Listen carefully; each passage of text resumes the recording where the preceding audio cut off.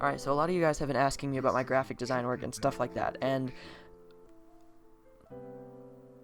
I wanted to make a tutorial for you guys and show you how I made everything. And, well, this is a logo tutorial, so just follow along. I already recorded this and I went way too fast. So you're going to go up to File, New, and 500 by 500 pixels, because we want it to be a box. This is going to be your final result, by the way. Not that, this. This is going to be your final result. So now that you have that, you're going to go to File, Place, and I have a lot of options. I'm using this gray pattern thing, but you can just look on the internet, make sure it's copyright free and stuff like that.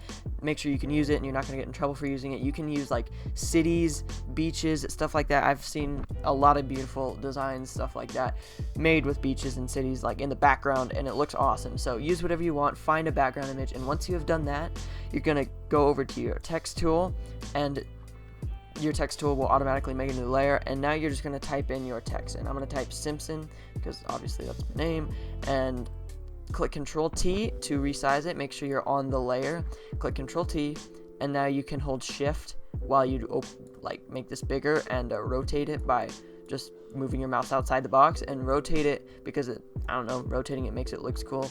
And now that you have it about the right size, you want to leave some room on the sides because we're going to add little accents there, here and there.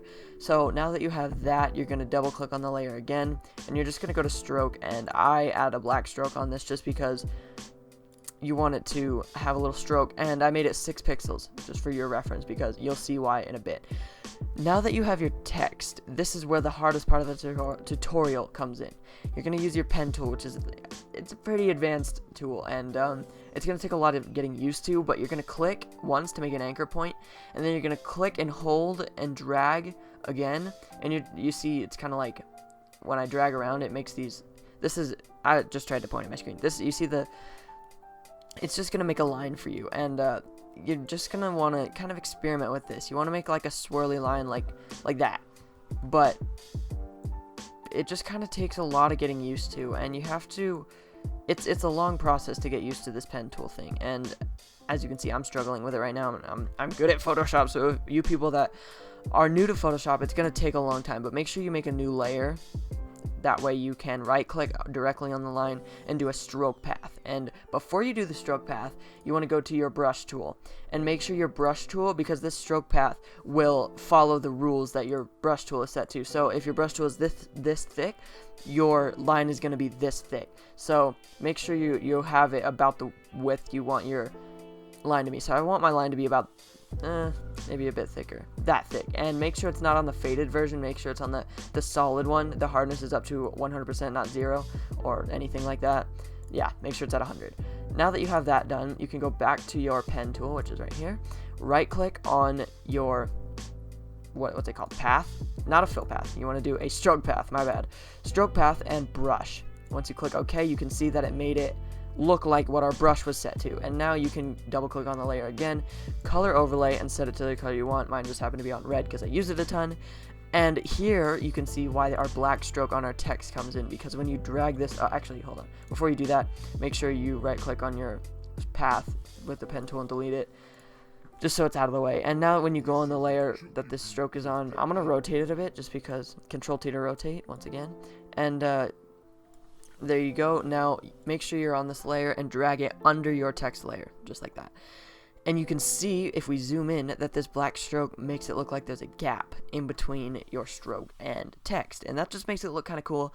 I really like that look, and there you go. There's your, I don't know what I just did. Oh, there is your finished like stroke line thing. It's kind of hard, but I know you guys can get used to it and do it.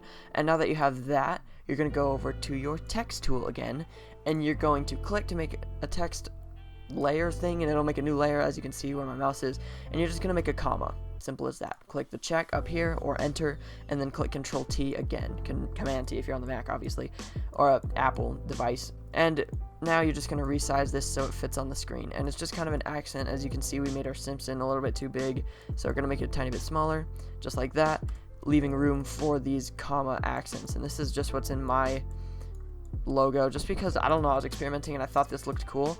And make sure you're on the comma layer, click Control J, and that'll duplicate it.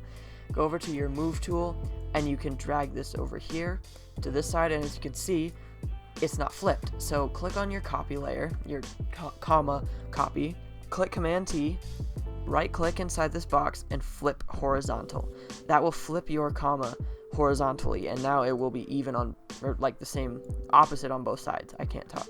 And now just even out your commas and make them about the same distance apart from the Simpson on each side, or from whatever text yours says. And now you're just going to go to stroke, click it, and it will have the same properties as your one before. You can barely see it, so you don't even have to do that. It's not even that important. But as you can see, they look different. There's a rectangle on the outside, so I'm going to get this rectangle. This is available for download in the description, and I'm going to drag it over to my current work right now, and I accidentally rotated it. Whoops. And you are just going to fit it to the outside edges of the screen like this. And then now what you're going to do is make sure you're on the layer and click Control J to duplicate it. And now you control click them and drag them to the bottom right above the background layer, and this will actually make everything above it and it looks way nicer. And this is your finished product. I hope you guys have enjoyed this video. Be sure to subscribe for more tutorials in the future and gaming videos, and I will see you in my next one.